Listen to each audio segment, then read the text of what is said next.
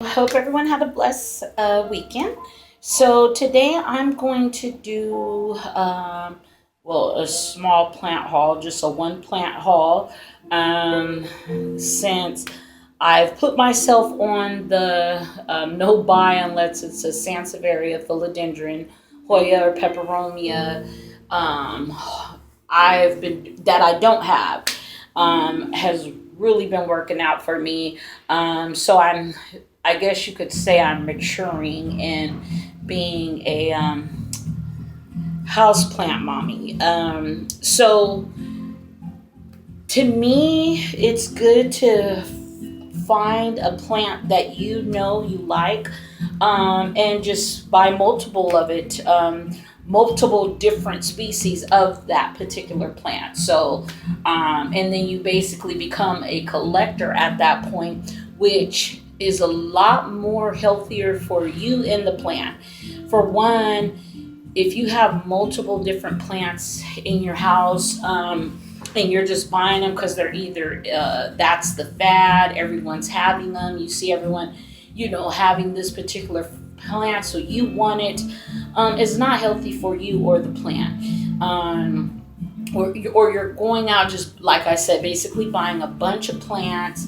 Oh, I like it, but you don't really know the whole background. That's why it's good to have one type, even though the care on some plants can be different than, of the same plant. The care can be a little bit different, but most of the time the care is about the same for each one. So this here is a Hoya crinkle 8. It is a carnosa, I believe, but it's called the crinkle 8, and that's because it has the 8 dimples in it.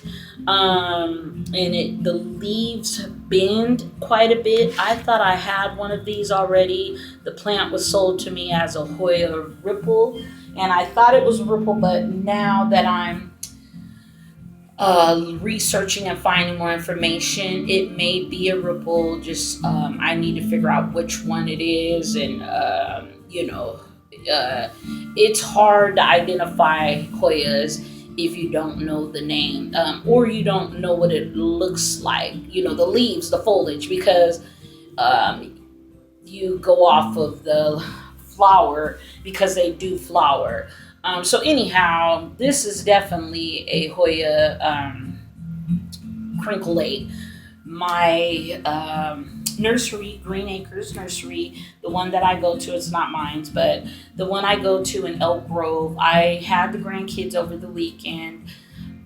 I generally make videos on Sundays, Tuesdays, and Fridays, but I had the grandkids over the weekend. We went to church, and when I got everybody to mommy, I end up getting a call from Green Acres, which I love the one in Elk Grove. Shout out to the young lady who runs the houseplant department. She has my name down, and she knows she knows what I like. She knows what I'm looking for, and she actually will put something up for me, which I'm really happy.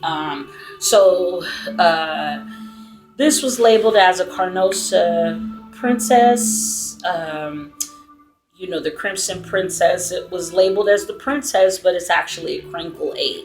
And she was able to catch it. There were some princesses, but she had a few of these was mixed in with the princesses.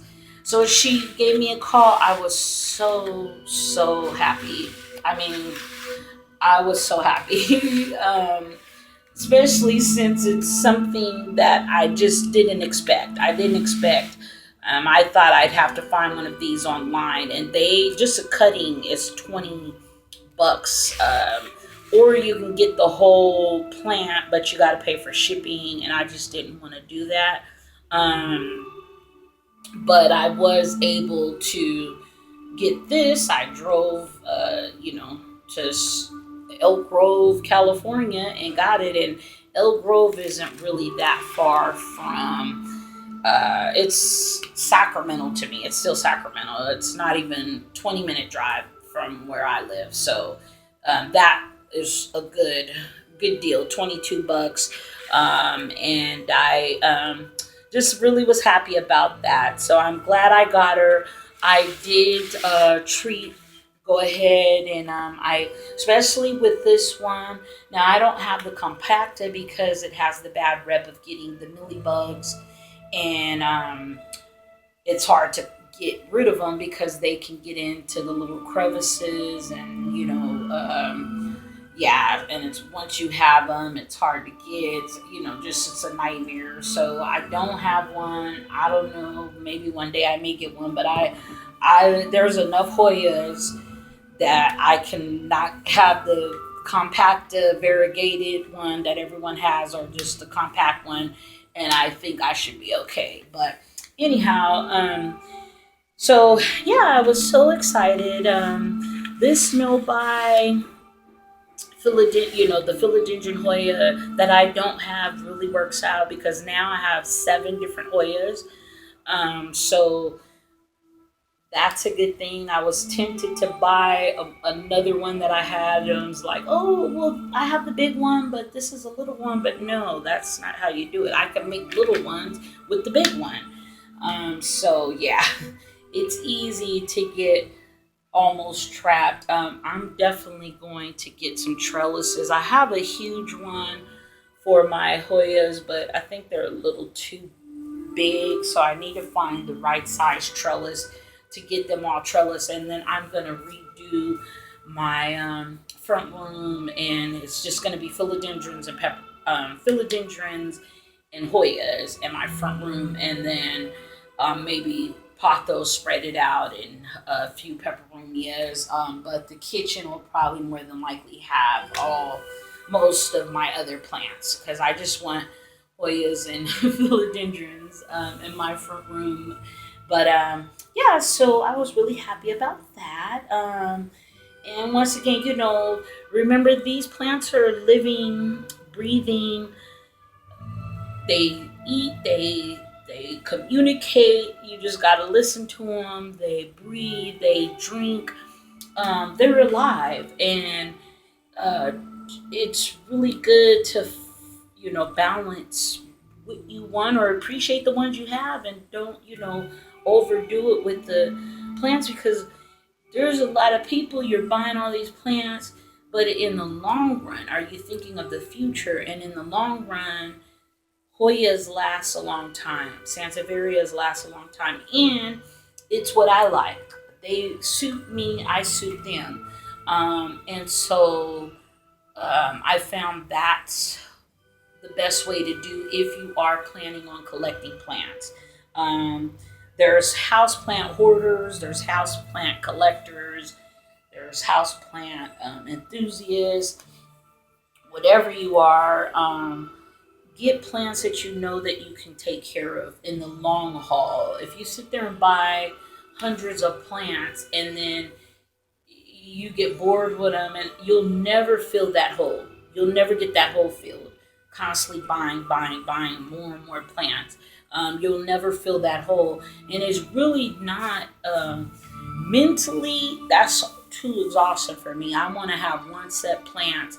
Then I know, okay, I know the background. I know how to take care of this. I know if this happens with this plant. I had another one, so I know they're pretty much the same. They look different, but they're the same family. So I know how to react versus all these other plants. I wouldn't be able to do that. I got too much, my head will blow up trying to do that. So yeah, I do have a nice collection of plants, but I'm not hoarding a bunch of plants, or I'm not a plant enthusiast. I'm just collecting plants, learning from them, and I want them to be the future. They are the future. We can't live without plants. They can live without us, but we cannot live without them. So anyhow, yeah, I was really, really pleased with her. She's in good shape, really good, beautiful. She was, so anyhow, she's like the compacta, and so I'm scared, of course, of bugs, because a lot of her leaves are folded, so crinkled. That's why they call her the crinkled egg, because she is crinkled. But I treated her soil once again with some systemic, got into there, got into the dirt, because a lot of times, well, not the dirt, the soil, a lot of times you can't get in there. If you got to pull some old leaves off to get in the middle, get in there so you can spray that, sprinkle that, because it's a dust, sprinkle it into the soil, the top of the soil. Then I take neem oil, spray, I saturate the soil with neem oil. Well, not really saturate, just enough for the dust to get into that soil, to wet it enough where it's actually seeping into the soil. And then I sprayed the whole entire plant down. With neem oil, you can only do it every 7 days. So I did spray her front and back, top and bottom, underneath, in between crevices, everything. I got all in there, got into her business, and sprayed her down really, really good with the neem oil. And I did that last night in my shower, and I kept her in there overnight. It is nice and cool. I kept the window open in my bathroom, so it's really, there's a screen, but I did keep the window open, and I left her in the shower all night, so it's not humid in there, and it's not warm because with neem oil you don't want it to be humid and hot, because it's just gonna mess the foliage up, and it's, that oil, you want it to sit in there, get it locked in onto the foliage and into the stems and whatnot. So I did that for 7 days. I'll go ahead and treat her again, just because I'm extra cautious with her because of this folded leaf and how they're crinkled. I don't want to have no issues. And then I'm going to set all my Hoyas up together, and I have a whole layout I'm redoing my front room with, and it's just going to be, like I said, philodendrons and Hoyas. But anyhow, yeah, she's a beauty. Let me tip her front. She's nice and full. I just love her foliage, and the flowers are beautiful as well. She is trailing. And yeah, I'm so happy. So she makes number 7. I love that number too. So she is going to sit in isolation. I don't have such a big place to be doing all that, but I'm going to have her in a corner, set aside, at least till she gets another treatment, and I don't see no activity going on, because I'm going to be checking her night and day to see if I see anything. And then I'll go ahead and put her, get everybody situated. So yeah, that's my Hoya Crinkle 8. So now I'm going to go ahead and get started on the repot of my lemon lime philodendron, and I'm going to show you the mixture I'm using this month. Every month I try a new mixture if I'm repotting. Well, every time I repot plants or get plants, I try a new mixture. So I'm going to go ahead and show that. Let me go ahead and put her back up real quick. Okay, so I'm going to go ahead. This will be the new add-on. I've never tried sand, horticultural sand at that. I've never tried this before in my soil, but I'm definitely going to try it. I've did a lot of research, and also just people who have been in the plant industry, horticultures or whatnot. They, a lot of them that I spoke to has said that it's good to add some sand to them, and this is just EB Stone horticultural sand. So I'm going to use this with a mixture of my wonderful new little thing that I use, the Espoma Organic Orchid Mix. This is just a mixture of, it says it's formulated from 65 to 75% Western fir bark, perlite, and horticultural charcoal. So it's a mixture of fir bark, perlite, and horticultural charcoal, which is perfect for drainage and just everything in a book for aeration and especially for philodendrons. And then of course my Espoma organic potting mix that I use. This is really good. This is a mixture of sphagnum, peat moss, humus, perlite, earthworm casting, limestone to adjust the pH. Let's see, keep meal, shrimp meal, and alpha something meal.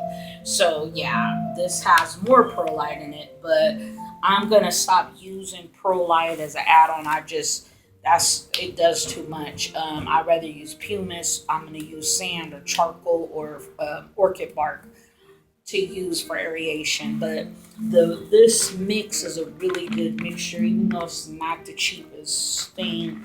That bag alone is $8, and then this soil is about $6. But I do buy it from a hardware store out here, so and then this was like $4 that I got at Green Acres. They carry all the EB Stone stuff, which I really like. So yeah, that is going to be the new added.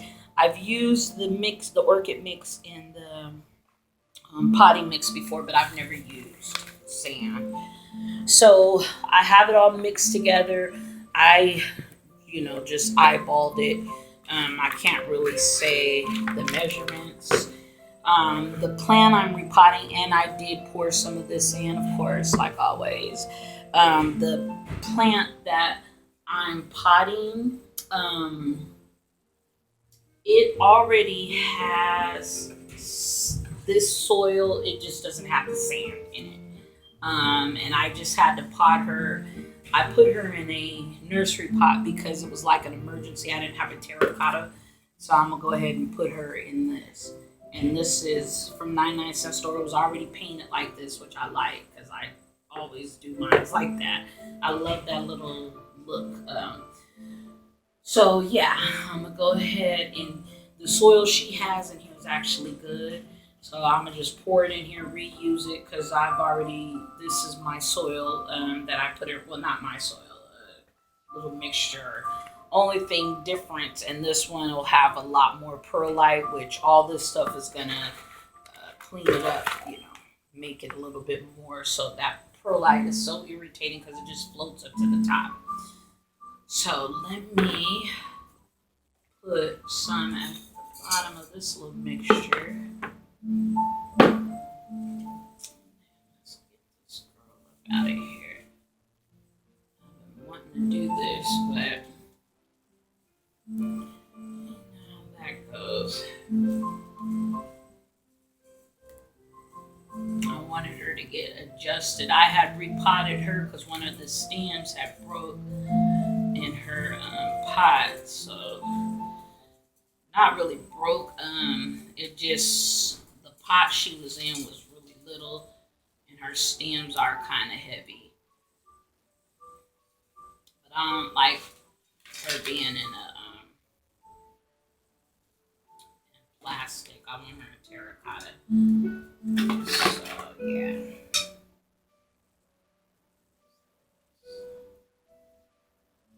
Yeah, some of her leaves have rotted off too, because she wasn't. Yeah, she has some root rot going on too. When I got her, it was the soil that she was in was not good. In fact, I had kept some of the soil in here, which let me mix this up.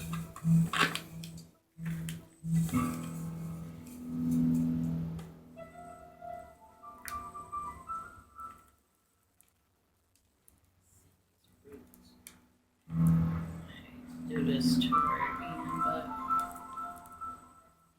what was going on with her roots? Some of them ended up rotting off.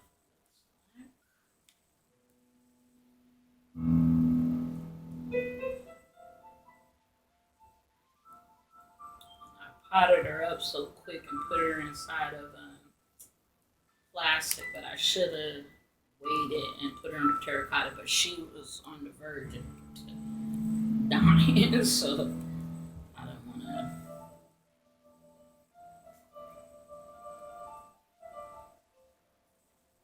too much.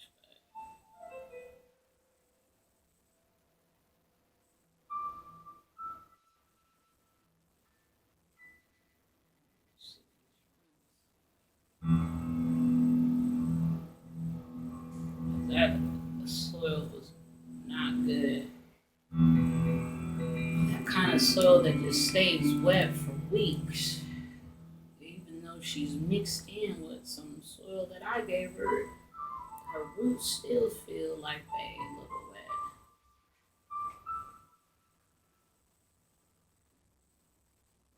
But I don't see nothing unless she.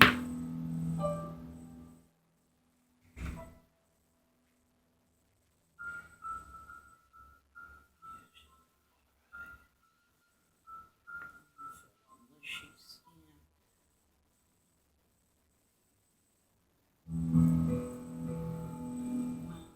died off because one of the branches I had cut. I cut a lot of her leaves off because she was all beat up. But I'm getting her together now. I'm talking to myself and to you guys, but sorry. Let me.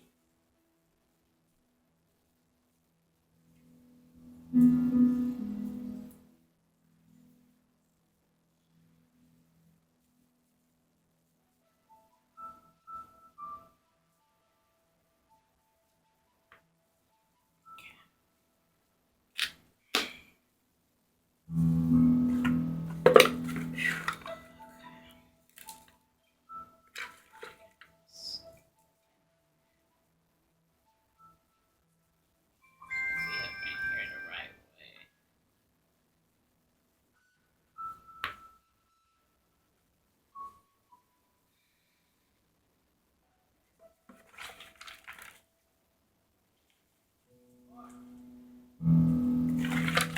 Sorry about not being able to show the actual pot while I'm doing it, but this is as best as I can get. Pull her out though. Put her in here now. Get her sat up in here correctly. Hope she likes this soil better than that. She's it seemed like that other soil still was mixed in with her. Good.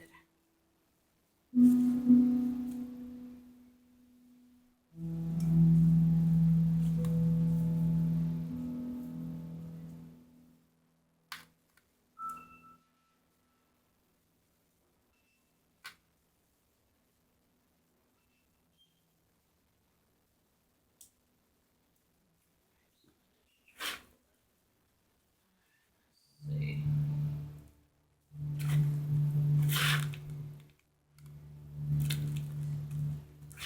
Yeah, I think they just stuck her in here.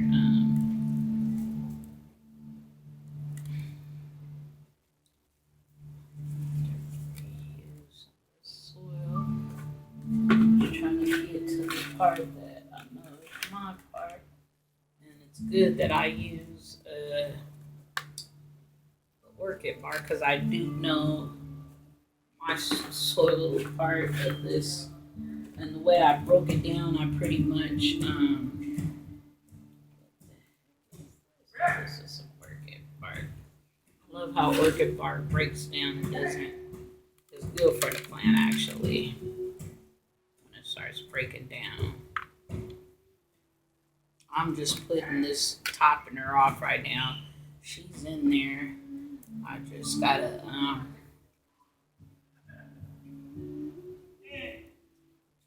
get this soil in here.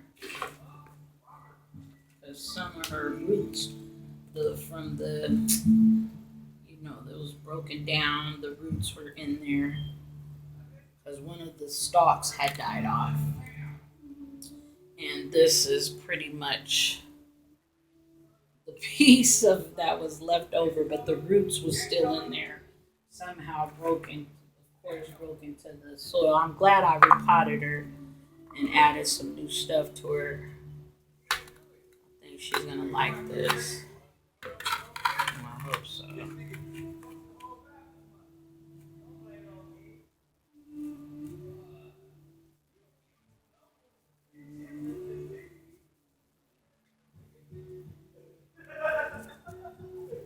Excuse the people outside.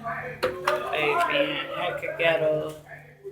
And that's our maintenance people, I think. They're fixing on stuff. They heck loud and ghetto. Excuse that.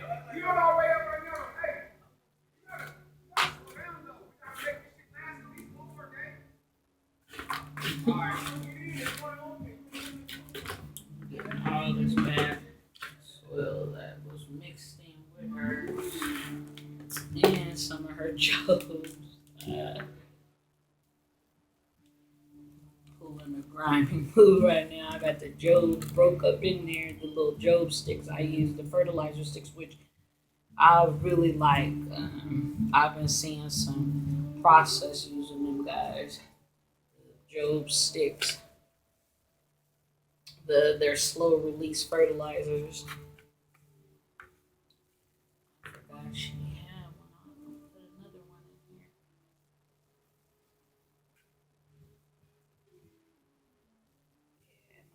I like this sweetie. The roots can dry out. They do not like their roots wet. Philodendrons, man, they'll let you know too.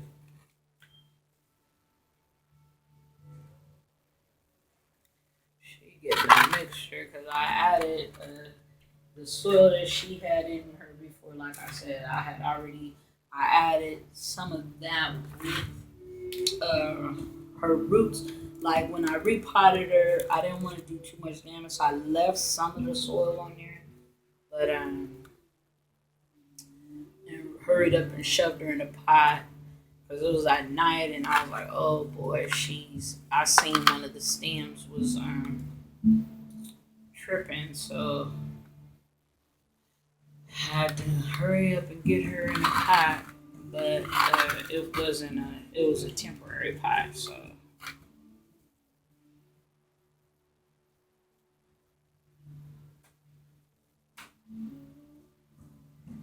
she needs a trellis too. Now that I got her in this, I'm probably gonna buy her a little tiny, not a trellis, a moss pole, or see if I could make her one, a little tiny one for her to grow into.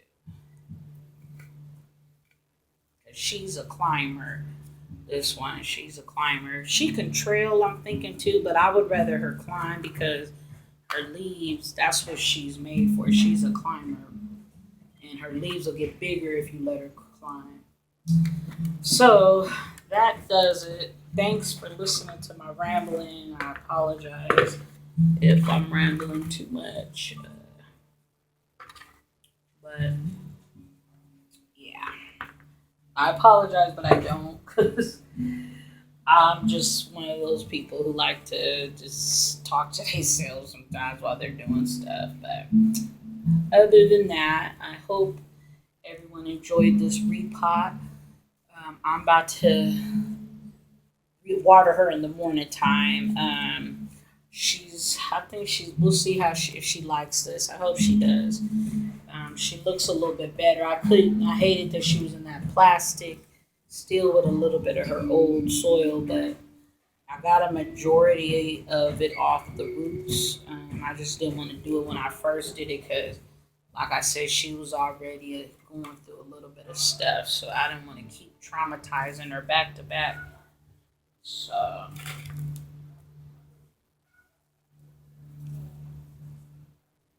this is perfect.